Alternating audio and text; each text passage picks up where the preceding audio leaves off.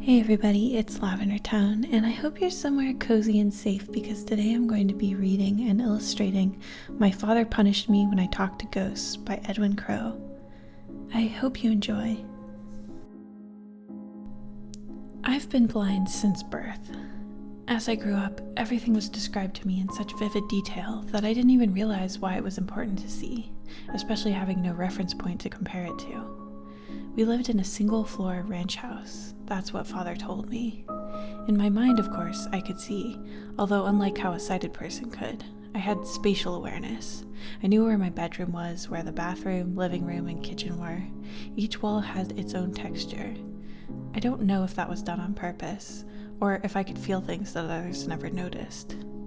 I rarely fell over, only if Father or one of the visitors put something somewhere they shouldn't have. It was usually the visitors, and Father would shout at them. They visited infrequently, and only briefly when they did. Father said I shouldn't speak to them, that it unsettled him. He'd worry when I saw something he didn't, saw it with my ears or by touch. Ellie was the first. She seemed very sweet. She asked me my name and why my face was so messed up. She was in the living room. I could hear where she sat from her breaths, harsh nasal sounds as if her nose was blocked. When Father had a cold, he'd always breathe through his mouth, big labored breaths, as he wasn't used to it. When people mentioned my face, I always touched it, trying to work out why it was so strange to them.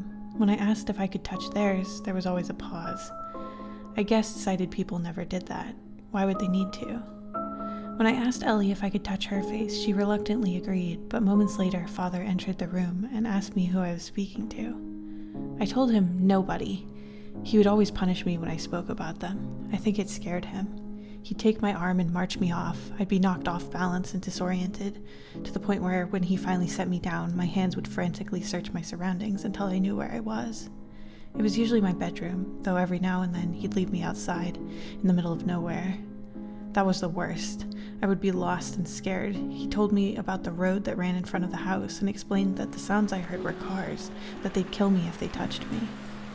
Those sounds were my only means of recognizing my surroundings.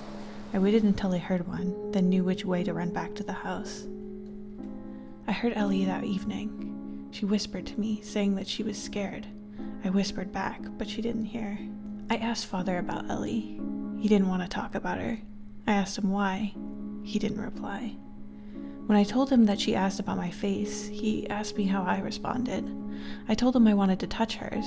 He laughed, though I knew he wasn't happy. I could hear the difference.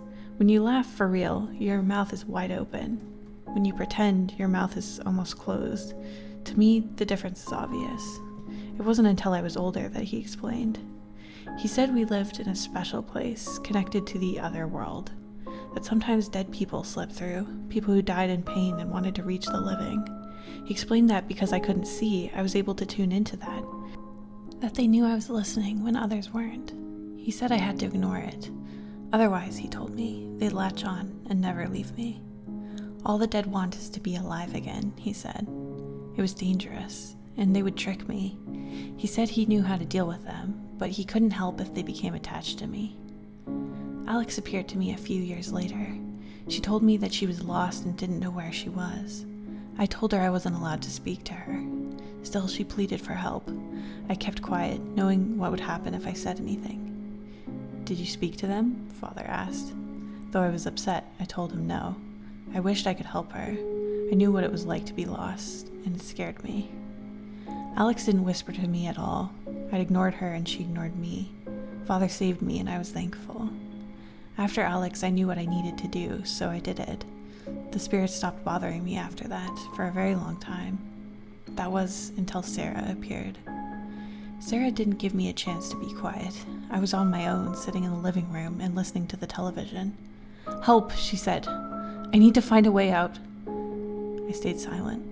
"You can hear me, can't you?" she asked, surprised. "I'm not allowed to speak to you," I told her. "Please," she begged. "I'm scared, I'm lost, I want to see my dad." I gripped the arms of the chair and told her I wasn't allowed. "He's dead," she said. I didn't answer. "Your father is dead," she said again. I wasn't going to fall for it. I heard banging from around the room as things began to fly and the shelves began to shake. "Stop it!" I shouted. and it did. "Please help me leave," she said. I wasn't going to talk to her. I did the only thing I thought would help. I unlocked the front door, hoping she'd run out and get lost, just like I would do. When I heard from her no more, I locked the door and sat back down. I listened intently for any signs that she was still there. Except for the sounds of the TV, it was silent. I hated when my heart raced. I became all too aware of that tick-tock feeling of the rise and fall within my chest, like it was about to explode. When I heard my father's voice, I screamed. "Son," he said, "I need your help. I think I'm dying." I did what he told me to do. I didn't speak. Instead, I raced out into the open air and shouted for help. I shouted until my voice was hoarse.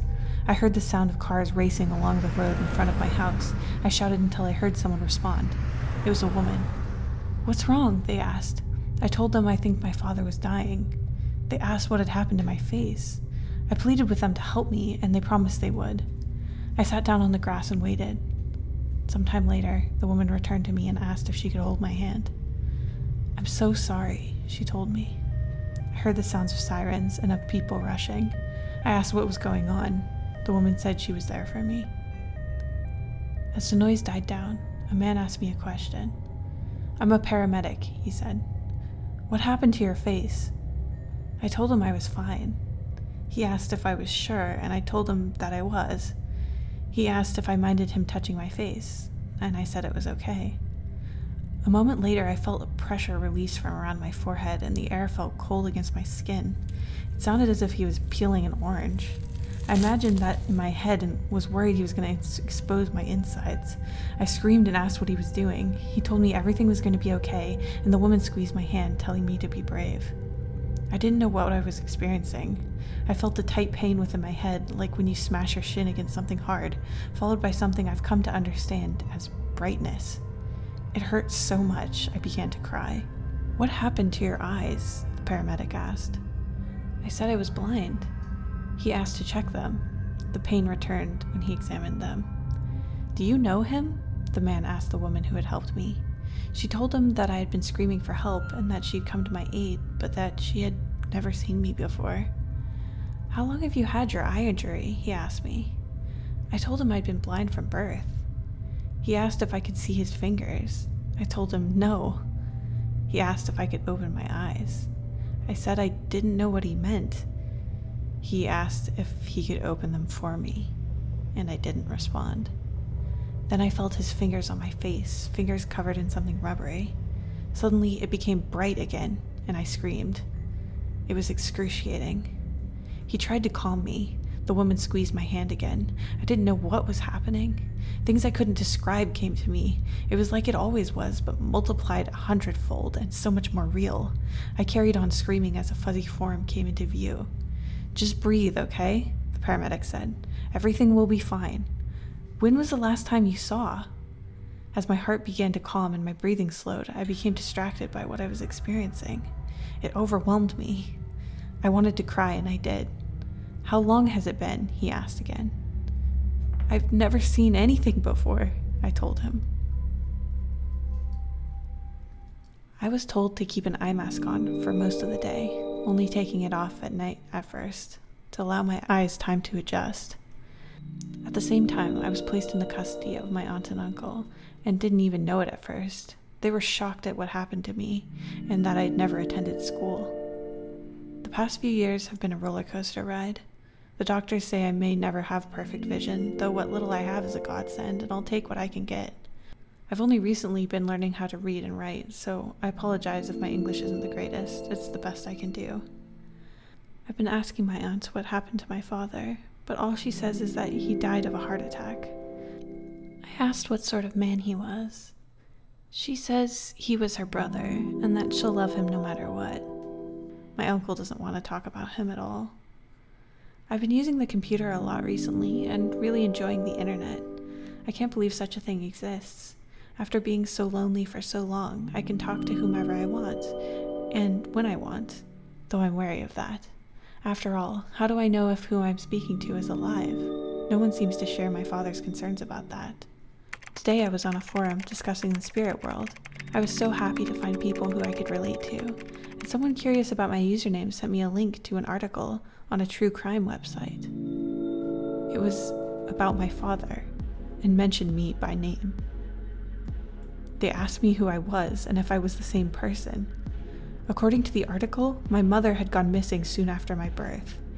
It had said I had been bound so I couldn't see, that my father always wanted a daughter. They found 14 bodies in the basement. They said one got away, a girl by the name of Sarah Frank. She was the one to call the police. They found father's car parked around the back of the house. They supposed he carried his victims into the basement via the storm entrance and left them there. Sarah had managed to get away after she agreed to be his daughter, following 4 days of torture.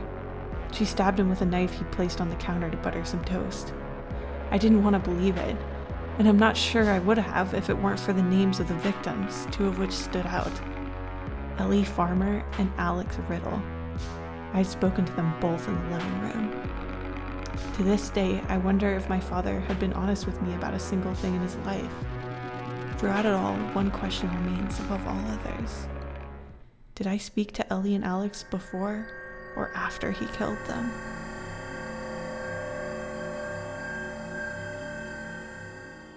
I hope you guys enjoyed this reading and illustration of My Father Punished Me When I Talked to Ghosts, a creepypasta by Edwin Crow. Thank you for listening, and stay safe out there, guys.